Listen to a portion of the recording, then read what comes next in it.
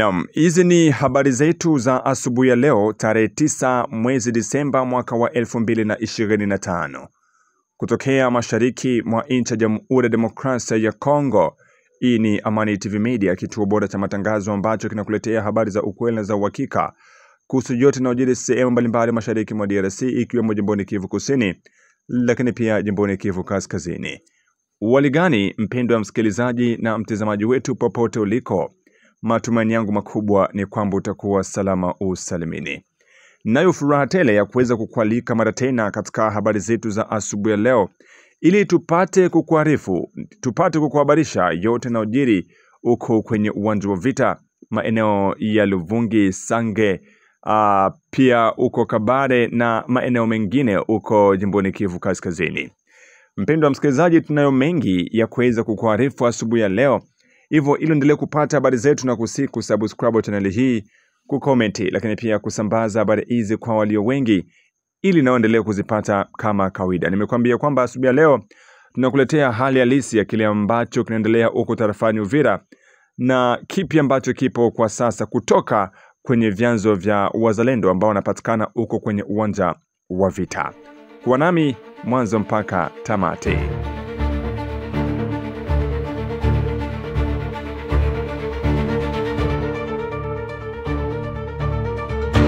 Na bila shaka natumai kwamba uko salama usalimini, na sasa tufungue kurasa wetu wa habari na habari kutoka uko Sange, Luvungi pamoja na eneo zingine ambako habari zinatoka kwa wingi ambazo zinawachanganya watu mbalimbali. Kama kawaida, sisi tuko hapa kuendelea kufuatilia kile ambacho kinaendelea huko kwenye uwanja wa vita ili tukuje kuletea taarifa ambazo zinatoka kwa wale ambao wanapatikana uko kwenye uwanja wa mapambano.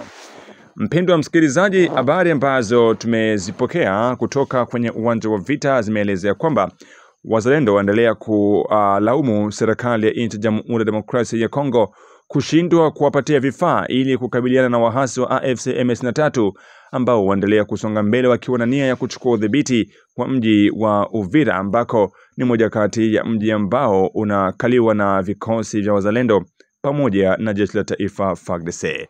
Baada ya mapambano makali yaliyobuka kwa muda wa siku 8 sasa, wahasi wa AFC M23 wanaripotiwa kusonga mbele kwa kiasi kikubwa, hali ambayo imepelekea wasiwasi kuwa mwingi katika mji wa Uvira. Hiyo ni kutokana na raia wengi wapatikanao Luvungi kuweza kuyahama makazi yao na kujielekeza katika mji wa Uvira kwa ajili ya usalama wao.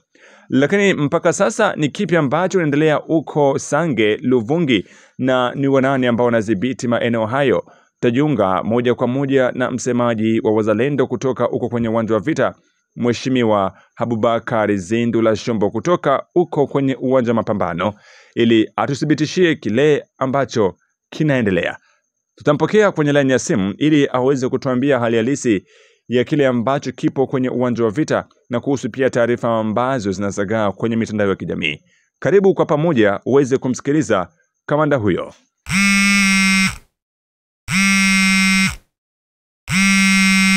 Bwana mtangazaji, kitu ambacho mimi nataka nikuelezea, unajua kama nguvu za M23 ni kupana rushwa na kuwalipa vijana wa Plende la Ruzizi, kompri vijana wa Luvungi, vijana wa Sange, ili kuendelea kuripua mabomu na kufanya magere mediatiki. Bwana mtangazaji, kama mimi ninavyokuambia, Sange hakuna M23. Kwa sababu mimi mwenyewe ambaye nakuelezea hapo Sange kuna kikosi chetu kikubwa zaidi. Tunajua kama M23 haina nguvu, na M23 pasina siasa haiwezi ikaushika mji wa Luvungi aiza mji wa Sange. Kwa sababu gani bwana mtangazaji?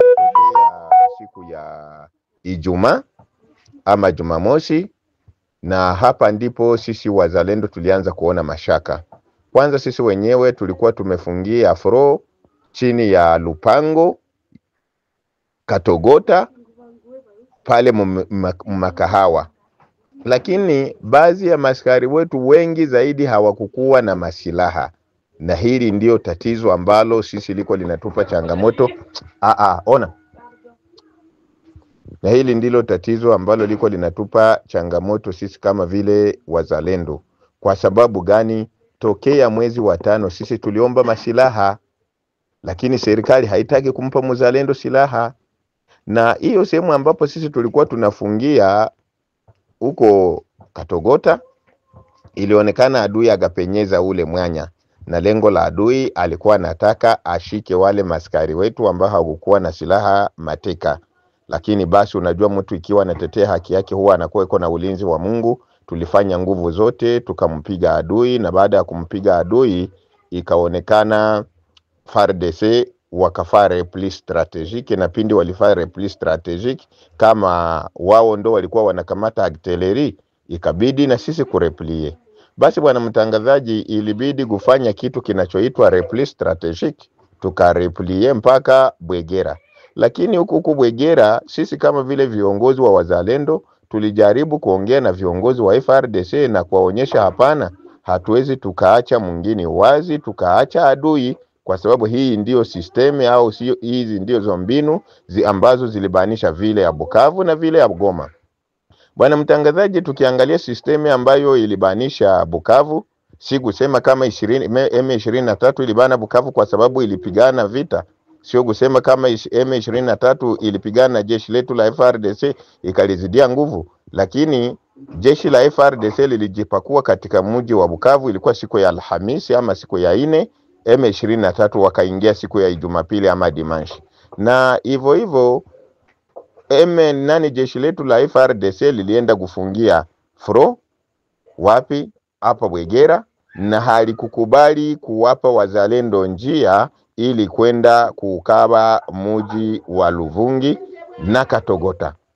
Sasa na jeshi la FARDC huwa mara nyingi linakataa kuwa mzalendo hawezi akaenda mbele, alafu wakati adui anakuja wao wanakimbia na kumpa adui njia. Sasa hili linaendelea kutupa sikitiko, kwa sababu kikubwa zaidi kinacholeta shida, wao ndio wana zile silaha nzito nzito, wao ndio ambao wanakamata artillery, kwa sababu mzalendo hana arme d'appui, mzalendo hana arme lourde, isipokuwa wenye wako na hizi silaha ni FARDC. Sasa na hili swala linaendelea kutupa oga sisi kama vile viongozi wa wazalendo, na kitu ambacho tunachowaomba bwana mtangazaji, audio kama hizi inatakiwa kuzipitisha kwenye ngazi za juu, kwa sababu pasina serikali kuwa na muono wa mbali, aiza muono wa mbali, sisi tuko tunaona hii siasa inaweza kaangusha Kamituga, inaweza kaangusha Uvira hata na Shabunda, kwa sababu sisi kama vile wazalendo hatujaona mapambano ambayo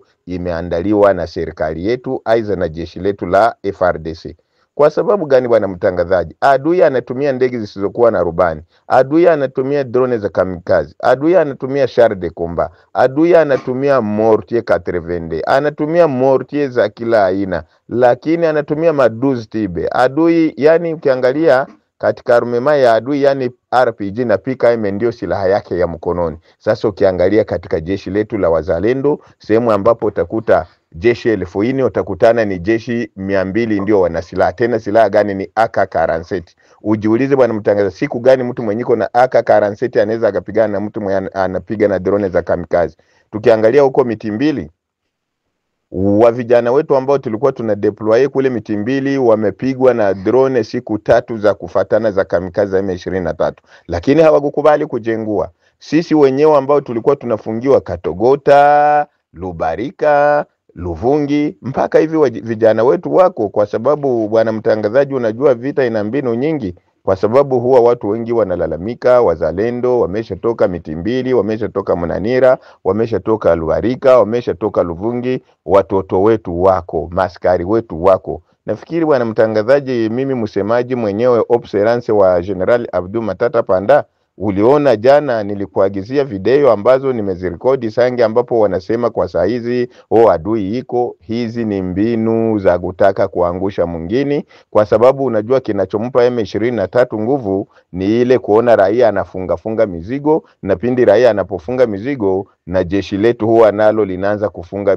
mizigo jeshi la FARDC, na hiki kinasababisha pindi jeshi linapoondoka alafu adui anakuja anakaba maeneo pasina kupiga risasi. Na hii yote inaendelea kutusikitisha kwa sababu ni mbinu ambazo zimeanzia Nord Kivu, ni mbinu ambazo zimekamatisha vile ya Bukavu, na ni mbinu ambazo zimeandaliwa kwa ajili ya kuuteka mji wa Uvira, kwa kuiteka Kalemia, kwa kuikamata teritwari ya Fizi, na kwa kuuteka mji wa Kamituga. Bwana mtangazaji, unajua huwa watu wengi wameshaniambia, Abubakari, unajua wewe huwa unazungumza ukweli, utakufa. Kwa kweli mimi ni Muislamu na Mwenyezi Mungu anatuambia ya ayyuhalladhina amanu ittaqullaha wa qulu qawlan sadida. Mwenyezi Mungu anatuambia semeni ukweli japokuwa kweli inaumiza, kwa sababu Muislamu lazima azungumuze ukweli hata kama kweli huwa inaumiza. Na ndio maana, kwa sababu unajua sisi wenyewe tuliingia katika jeshi ili tutetee haki, na ndio maana ile sehemu ambapo tunaona kuna mwanya wa kuangusha nchi yetu lazima tuzungumuze bayana. Lazima kila mtu aelewe kinachompa adui nguvu, na nimezungumuza ni ukosefu wa silaha kwa wazalendo, na swala la pili, jeshi letu la FARDC linatumia artillery. Najua huwa bwana mzalendo tukizungumza artillery huwa watu wengi hawajui nini maana artillery. Artillery bwana mtangazaji ni ile kurushiana mabomu ya zile silaha nzito nzito, lakini huko hatuna escadron na hatuna infantry. Nini maana ya escadron na infantry bwana mtangazaji? Infantry na escadron ni lile jeshi ambalo linatembea chini kwa chini, artillery inapilone, alafu escadron na infantry bina progresse navyo vinasogea chini kwa chini. Ni kitu gani kilichosababisha wanajeshi wetu walikuwa wanatakiwa kushikwa mateka sehemu za Katogota na Lubarika? Ni kwa sababu sisi tulitegemea ile jeshi ya artillery, alafu kukakosa infantry na kukakosa nini, escadron. Kwa sababu mwanzo wa vita mpaka mwisho jeshi letu la taifa halikukubali mzalendo kufanya escadron, halikukubali mzalendo kufanya infantry. Na ili hali unajua siri kubwa ya mzalendo ni kumwendea mwenye Rwanda kumufika mpaka kumwili, sio ile maswala ya kurushiana mabomu kwenye kilomita 10, kwenye kilomita 20, na hakuna wale ambao wana progresse juu ya kukaba. Bwana mtangazaji, hii yote tuko tunaona ni kutopanga vita vizuri. Kamanda, tunahitaji kufahamu ni wanani ndio wanapatikana kwa sasa Sange pamoja na Luvungi, kwa sababu habari zinakuwa nyingi. Kamanda, unaweza kuthibitishia raia ambao nakusikiliza kwa sasa ili wajue ukweli uko namna gani, kwa sababu kunakuwa habari nyingi za uongo kamanda? Habari ambazo mimi nakuhakikishia ni kujulisha kwamba habari ambazo zimewekwa mitandaoni Katogota, Luvungi ni uongo mtupu. Hizo maeneo adui hajazifika, ni uongo mtupu. Unajua bwana mtangazaji, huwa kuna watu ambao wamelipwa pesa, na pesa zao ni kutaka wakoseshe raia usalama, ni kutaka badestabilize jeshi la wazalendo pamoja na jeshi la FARDC lili ambalo halijue mpira ambao uko unachezeka. Lakini kama vile sisi viongozi wa wazalendo tunaendelea kuwa imara katika msimamo, kwa sababu tumeshaka saini la patrie ou la mort. Hatuwezi tukakubali kukimbia Bulongo, kwa sababu tukikimbia hatuna nchi nyingine isipokuwa sisi maombi yetu ambayo tuko tunaomba, kwa kuona wazalendo wengi huwa hawana silaha, na tunajua kwamba sisi wote tukienea kile mtu na silaha yake tutaikomboa nchi bila shaka na bila shida. Okay, na labda upande wa Kabare pia habari ziko namna gani huko Kabare, ambako kumeripotiwa mapambano makali hiyo jana tarehe 8 Disemba mwaka wa 2025 kati yenu na vikosi vya waasi wa AFC M23? Naam bwana mtangazaji wa Amani TV, unaendelea kuongea na msemaji wa wazalendo wa teritwari ya Kabare, Observance Abubakari Zuhindula Nshombo. Bwana mtangazaji, inaendelea kukujulisha kulingana na mapambano ambayo imepitikana leo tarehe 8 mwezi wa 12 mwaka wa 2025 huko wilayani Kabare. M23 ilikuja kutaka kuwadeloge jemedari wetu ambao wanapatikana katika kijiji kinachoitwa Kalulu Biranga, ambavyo vikosi ambavyo vinaongozwa na Jemedari Kafachi pamoja na wengine, lakini baada ya wao kupigwa zaidi na kufukuzwa kama vile watoto, wamefikia hatua ya kumchukua chef de village ambaye anaitwa kwa jina la Masonga na wakampeleka porte disparu. Bwana mtangazaji, unajua wale ambao wasiojua wanategemea kuwa M23 ni jeshi la ukombozi, aidha ni jeshi la utetezi, lakini sio hivyo, kwa sababu wao ni mabandia, wao ni materoristi. M23 baada ya wao kukosa kufika kwenye malengo, huwa mara mingi wanasumbua raia, wanamua raia kiolela, wanawachukua hata wanotable wa mungini na kuwapeleka. Bwana mtangazaji, huko Kalulu walichapwa zaidi na kuwakimbiza kama vile watoto wadogo. Mtangazaji, unajua sisi kama vile wazalendo, sikitiko letu ni moja, ni ukosefu wa usapoti kunako government yetu ya Kinshasa na vile vile kunako 33e region militaire yetu ya na sekteri ya Sokolade. Kwa sababu tokea mwezi wa 4 sisi kama vile viongozi wa zalendo tumedepose maeta de besoin zetu za armement ili tupate maarme lourde, y compris ma RPG, ma 12.7, ma mortier 82 na kuendelea bwana mtangazaji. Lakini tokea hiyo wakati hadi sasa bwana mtangazaji, hakuna mzalendo anayepewa silaha. Na hili ni swala ambalo linaendelea kuwasikitisha wazalendo katika uwanja wa mapambano na kuendelea kujiswali kwa nini serikali haitaki kumpiganisha M23. Unajua bwana mtangazaji, tukiangalia huko Lubarika, tukiangalia huko Mitimbili, tukiangalia huko wilayani Kaziba, huwa M23 anatumia drone za kamikazi, anatumia ndege zisizokuwa na rubani, M23 anatumia hata char de combat. Lakini ukiangalia jeshi letu la wazalendo utawakuta sehemu ambapo kuko wazalendo 300 utawakuta ni watu 50 ndio wako na silaha. Na tunaendelea kusikitika kwa sababu ya nini? Tokea hapo Jumatatu iliyoanzishwa mapambano huko bondeni la Ruzizi, plaine de la Ruzizi, compris Kamanyola, Katogota, Lubarika, Buringa, Lupango, Luvungi, hadi sasa sisi kama vile viongozi wa wazalendo tulitoa malalamiko mara kwa mara kuwaombea vijana wetu ambao hawana silaha wawape silaha ili tupambane na adui vilivyo. Lakini kufikia mpaka tarehe leo hii ya tarehe 8 mwezi wa 12 mwaka wa 2025, hadi sasa wazalendo wale ambao hawana silaha hawajapewa silaha. Tunaendelea kujiuliza kwa nini hawahitaji kutupatia masilaha na ili hali tumeshakubali kuitetea nchi. Ukiangalia kwa sasa raia wanaanza kupoteza matumaini. Hiyo ni baada ya kuripotiwa kwamba mnaanza kurudi nyuma. Labda una ujumbe gani kwa raia wote wa jimboni Kivu Kusini, lakini pia ujumbe kwa jeshi la taifa FARDC? Ujumbe wangu kwa raia wa Uvira na raia wa Kongo nzima, naendelea na kuambia kwamba waendelee kutegemea kama wazalendo wake imara, waendelee kujua kama hakuna siku mzalendo atakubali kupokea rushwa juu ya nchi yake, kwa sababu mtu yoyote yule atakayepokea pesa alafu akauzisha nchi akamwangisha damu za ndugu yake atakumbana na Mwenyezi Mungu siku ya kiyama na ataingia katika makazi ambayo ni mabaya sana huko mbinguni. Na ndio maana tunasema kwamba wale ambao wanaokula pesa ya kuuisha raia wetu na kusaliti ardhi yetu wanakula moto ambao hawana nafasi watautapikia siku ya kiyama. Mimi naambia raia wa Uvira akue kalme, asibabaike. Unajua vita ambao M23 wanatumia zaidi ni vita ya mtandao ama guerre mediatiki, na kwa njia ya pili wanatumia rushwa. Wanawatizama wale vijana ambao walitoroka jela na baadhi ya wale ambao walikuwa wanawachungia ngombe huko bondeni mwa Ruzizi, wanawapa pesa ili kuripua mabomu mondani kudestabilize, kuonyeshe kama wao wameshashika mji. Hapana.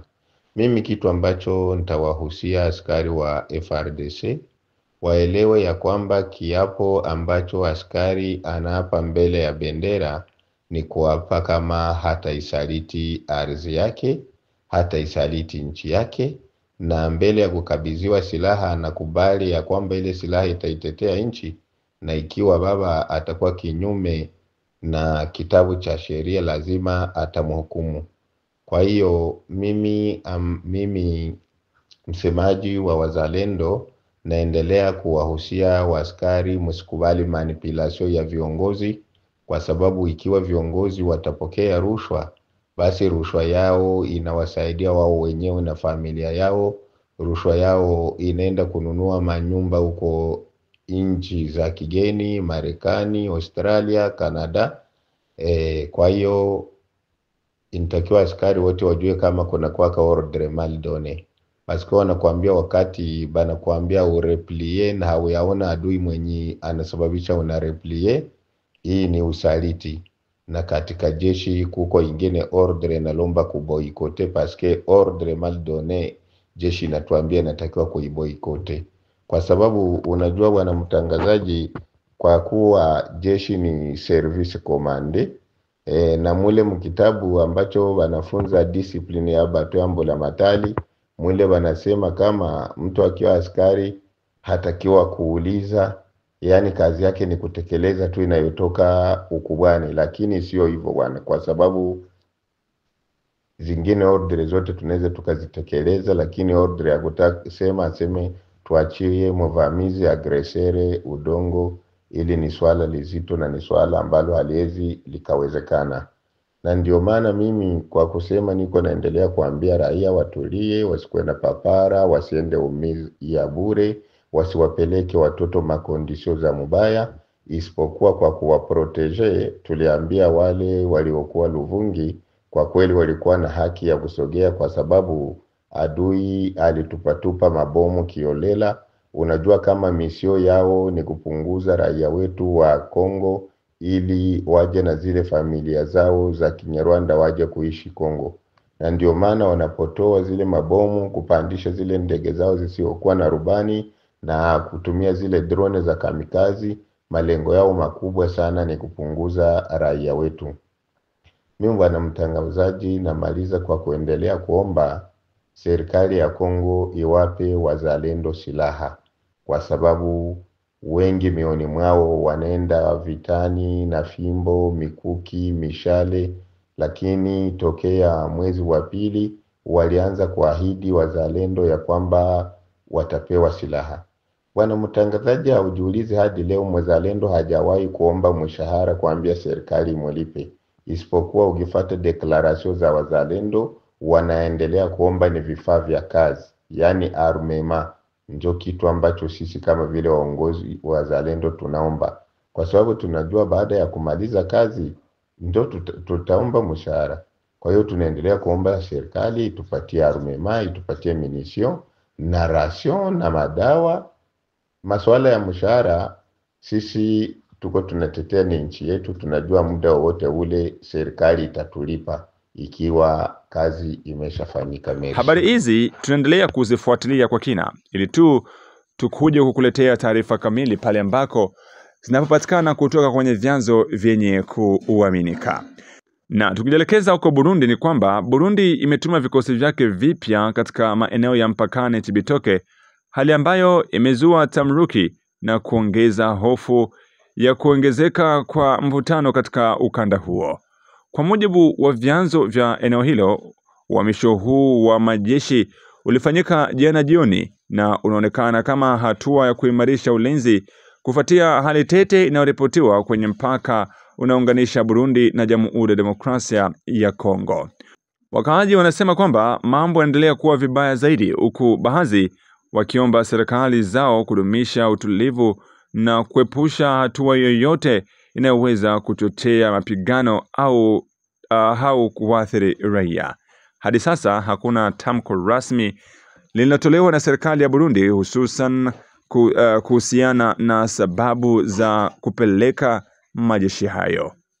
Masisi, kuna taarifa mpya kwamba jeshi la FARDC limefanya mashambulizi ya angani Jumatatu tarehe 8 Disemba likilenga maeneo yanayodhibitiwa na wahasi wa AFC M23 ambao unasaidiwa na jeshi la Rwanda huko Katale katika eneo la Masisi mkoani Kivu Kaskazini.